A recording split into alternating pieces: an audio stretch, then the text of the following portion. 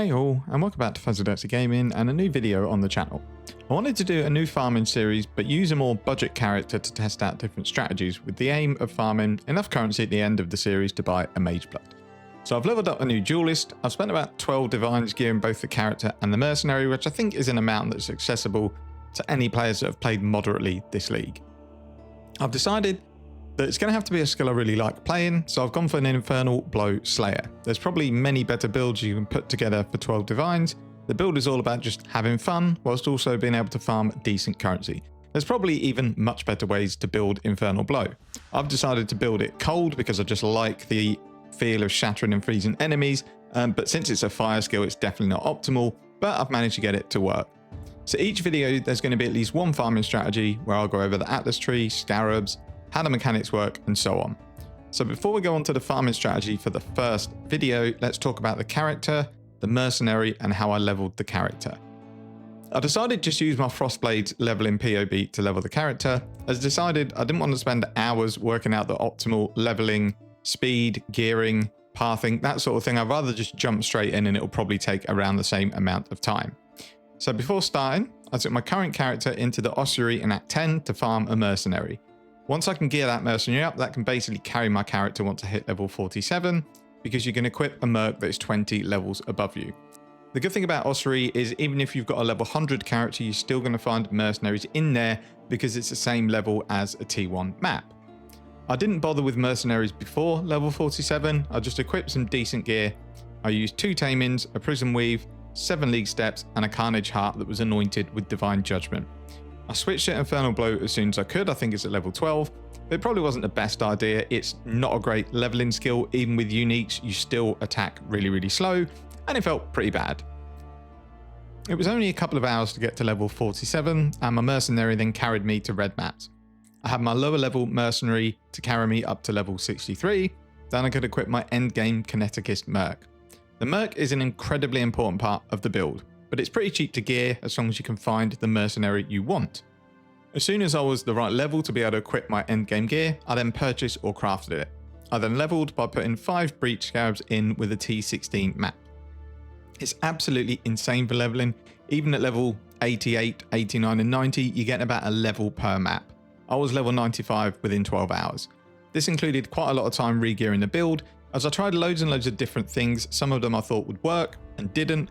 Some of them I thought would work and did, but they were just a little bit too expensive. So overall, I'll go through the build that I've settled on. We'll go over the gearing, the skill tree, and the mercenary, and then we'll get on to the first farming strategy and what sort of currency it earned. Okay, so let's go over the mercenary first. Ideally, you want it to be a kineticist. The main reason is it is strength, dex, and intelligence, so it can run any gear. Secondly, it's got insane AoE, and we use a lot of curse on hit, so it's basically going to curse almost the entire screen every time it attacks. And thirdly, even on budget gear, it actually does pretty decent damage, to the point where it will probably clear enemies before you can get to them in content that isn't particularly juiced. You don't need any specific skills for the mercenary, like you don't need specific support gems. You just want a kineticist that's got either kinetic blast, a clustering, or normal kinetic bolt. It's just something to apply curses.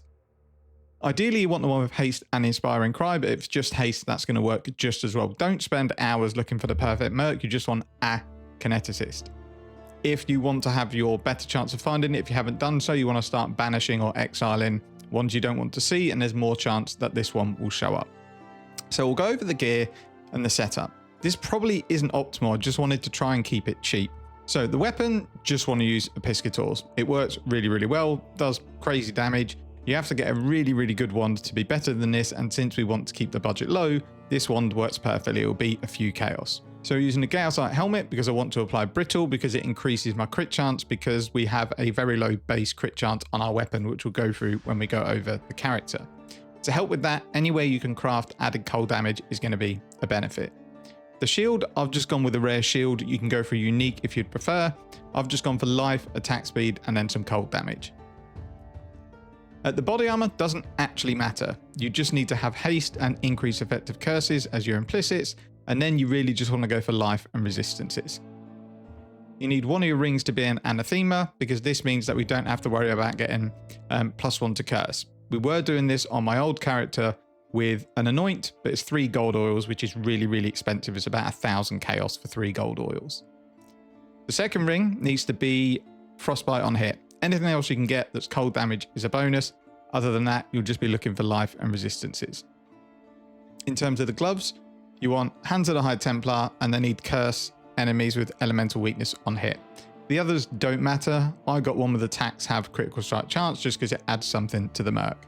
You don't want to have any other curses on this, just elemental weakness on hit. For the boots, we've gone for Legacy of Fury. You can get really well rolled ones fairly cheap. So I've got 49% increase effect of Scorch. And then for the belt, we've gone Combs Binding just because it means that 25% of the enemy's damage is converted from physical to fire. So that helps us stay alive. And finally, the amulet, you don't necessarily have to worry about the implicits because they might be expensive. I wanted to get increased effective curses, so that's the one I looked for. All you really need to make sure on this amulet is that the Syrian Exarch mod is higher than the Eater of Worlds mod.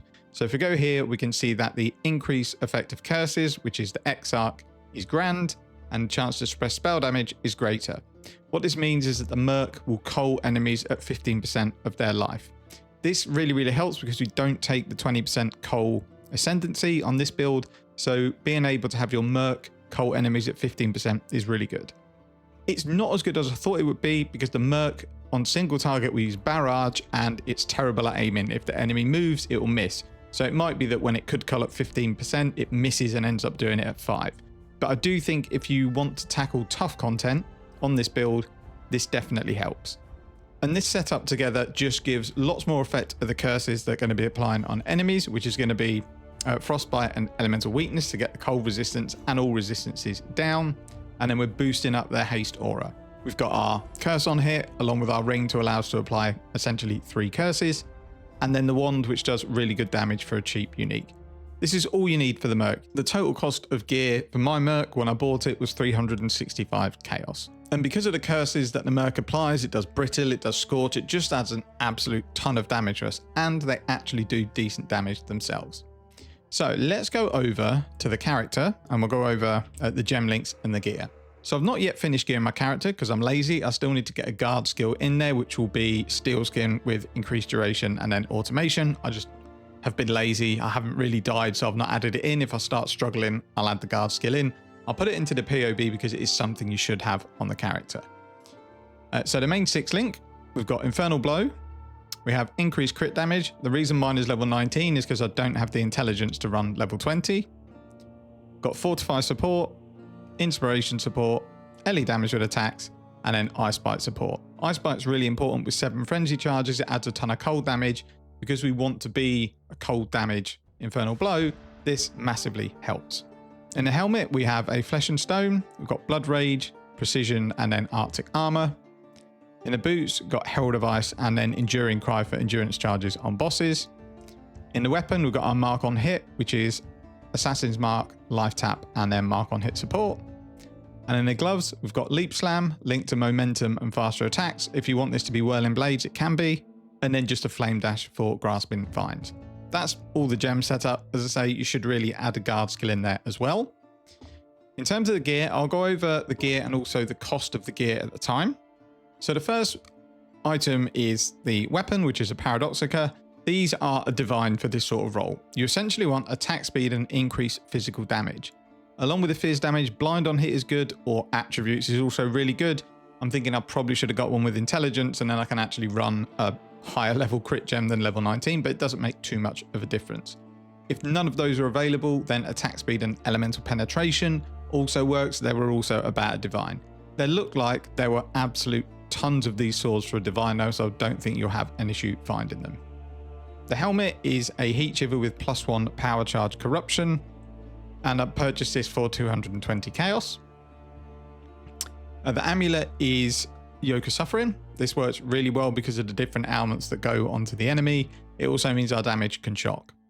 For this one, I've actually anointed Disciple of the Forbidden, which is power charge on kill, because I found that just the power charges through Assassin's Mark weren't that consistent. When you've got a really, really high-end character, it doesn't really matter. But for me, because the crit chance of the sword is really low at 6.5%, power charges being up all the time is pretty important. You could anoint something else if you wanted to. The shield is suppression, avoid ailments, resists, and life. I bought this. If you wanted to, you could craft it. You'd probably do something like buy a fractured, avoid elite ailments, spam life until you get good suppression. It shouldn't be too expensive to do so. This shield cost me 100 chaos. So the base of the ring was only about 40 chaos. What I did was bought a lower intelligence roll and then used the attribute catalyst to get it up higher, because trying to get a really high fractured intelligence roll was very, very expensive. And then I've basically just spammed Chaos Reforge in Harvest until I hit resists and life. Didn't care about anything else other than an open prefix. The other ring is just a taming. Got Turbulent Catalyst on it to increase the elemental damage. Not much more needs to be said. It's a great ring for this build because of all of the different ailments that end up on an enemy. The gloves, I bought the base for 30c, which was just an evasion base with chaos resistance. And then I've spammed Zeal essences to get attack speed until I hit life. You could also spam life until you get attack speed, or if you wanted a specific resistance, you can use that essence. I just wanted an open prefix to craft damage while leeching. And then for implicits, we've got inflict cold exposure on hit, and non-Vile Strike skills target one additional enemy. For the belt, doesn't add loads, I just like Perma Onslaught, so we've got pretty much a max rolled Perseverance. These are really, really cheap. I think it was 7 chaos. And then for the boots, you could get a better base than these, but I actually found these boots, so I thought I might as well use them. You just want an evasion base with fractured chaos resistance. You then use loathing essences until you get movement speed and then craft life, or life and then craft movement speed. And then finally we go on to the chest piece. I've actually opted for an Elder Influence chest piece because I wanted more crit chance. So we can roll attacks have critical strike chance, and we can guarantee it by just using crit in Harvest. What I ended up doing, because Elder Exalted Orbs were really cheap, is I bought a 6-link Conquest Laminar for about 70c, then an Exalt for 50c for Elder Influence, and then just slammed it onto the chest, went to Harvest, and then crafted Reforged Crit. It actually took quite a while to get a decent chest piece because it rolls the low crit roll very often. I got unlucky, so this chest ended up costing me 350 chaos, but if you're a bit luckier with your crafts, it'll cost you much less. Here I was just looking for resistances, crit chance, ideally no life, so we can use the life mastery. I ended up getting spell suppression on it, which definitely helps, but it wasn't something I was aiming for. I think big resists is probably more important because it can be quite hard to cap resists. While we're on that topic, if you feel like you need to help Alira to get 15% resistances, go for it. It's quite difficult to cap resistances. I've had to do it through duels. You could just give up a point and do it through Alira. In terms of flasks, we've just got Jade Flask with evasion, Diamond Flask with crit chance, a Quicksilver Flask with reduced curse effect, and then a penetration tincture, and then the usual Corrupted Blood light flask. I won't go over the entire tree because it will be in the POB. I've got one accuracy tattoo because I wasn't quite accuracy capped. We are obviously taking increased charge duration because it helps with our power, frenzy, and endurance charges. We have a lethal pride, nothing really special. Our weapon already gives us double damage, so you essentially want a lethal pride with gain rage on hit and then intimidate enemies on hit. Just those two, you'll pick one up for like 100 to 200 chaos. And there's not really much else to pick out. As I say, the tree will be in the POB, it's all fairly straightforward. The reason for going to get the minus mana cost is I didn't have the mana to run all of my skills. I needed some reservation efficiency. Rather than anoint it, I thought I'd use 3 points because the reduced mana cost of attacks also really helps. The Cluster Jewel I paid 160c for, which is Feed the Fury, Fuel the Fight, Smite the Weak. Just means we can get all of our leech from a Cluster Jewel. We also can maim enemies, which slows them down, and then they take more damage. And then we've got a small armor cluster with Enduring Composure, so that every time we get hit, we start generating endurance charges. The rare jewels are basically a combination of all the different crit strike and crit multi that work for this build and some resistances. None of these jewels, even though they look quite good, were expensive because it's lots of random stuff that probably won't work for a lot of builds. On average, the jewels were between 80 chaos to 100 chaos. So all you want to do here is get as much crit chance and crit multi as possible. And if you need to, which I needed to, get some resistances on the jewels as well. The reason the jewels are quite cheap is because I basically have ignored life on them. If you want life and 3 crit mods, it's probably 4 to 5 divines. Without them, it's less than 100 chaos on average. The only other important thing to point out is we actually take physical damage converted to cold instead of the enemies permanently take increased damage. Our Paradoxica has a lot of fizz damage on it. We want to get that all converted to Ellie. It's actually about 12 to 13% more DPS just from this mastery. What this does again is just give us more cold damage. So the DPS looks super low on sheet value. It's 6,000 cold, 3,000 fire, very marginal lightning damage. They need to bear in mind when they get chilled and frozen, heat shiver kicks in. With all the ailments us and our Merc are putting on, we've got Yoko suffering and the taming. We've got cold damage to come from frenzy charges, loads of buffs from frenzy charges. There's just tons that will get added once your character gets going.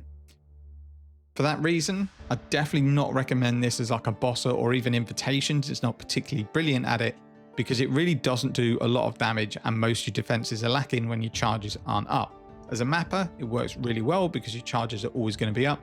But for things like invitations and bosses, you can do them, but they are a little bit of a struggle.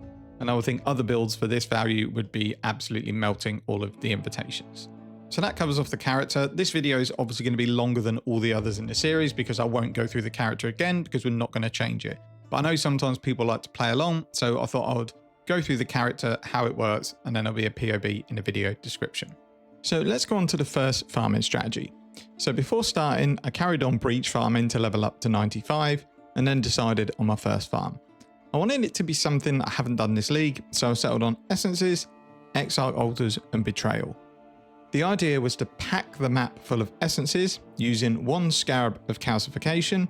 This makes all native rare monsters turn into Essence monsters. These are fairly expensive, they're like 45 to 50 seat per Scarab, but they're well worth it. I then used 2 Scarabs of Adversaries, as I'm pretty sure the monsters that get added from these Scarabs count as native monsters. I then finished it off with 1 Essence of Ascent to get the Essences a tier higher, and then an Essence Scarab of Stability, which ensures that when you use a Corruption Essence, it always upgrades or transforms the Essences. So it gets rid of it just doing nothing, and it gets rid of it just adding a remnant of Corruption. And then I also used Essence on the map device for more guaranteed Essences. Now, along with this, you need a lot of Corruption Essences. You're going to be using 5 to 6 per map, and they're about 4 to 5 chaos each, but when used properly, they'll guarantee you profit. The idea behind the Betrayal side was just to rush safe houses for the drops from the leaders, things like Vowed Chaos Orbs, All Flames, and if you're lucky, Katarina Keys. If I did the strat again, I don't think I'd do Betrayal, as it does slow the maps down quite a lot, and you're really relying on good RNG. Without big drops, it's just not very profitable. I didn't target any specific safe houses, I just wanted to turn them over as quickly as possible. Maybe if you targeted specific rewards and got the board set up correctly, you might make a little bit more currency.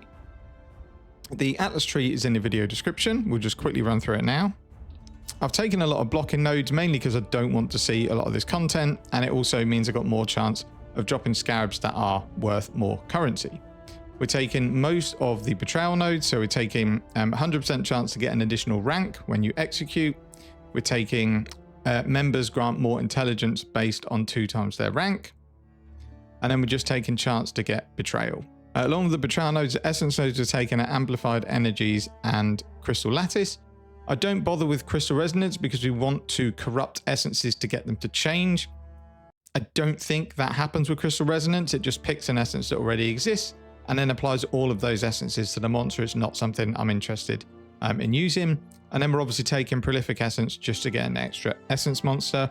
I'm taking Scarab nodes, so types are more likely to be less common. Trying to get more Ambush Scarabs and then just increase Scarab chance where I can.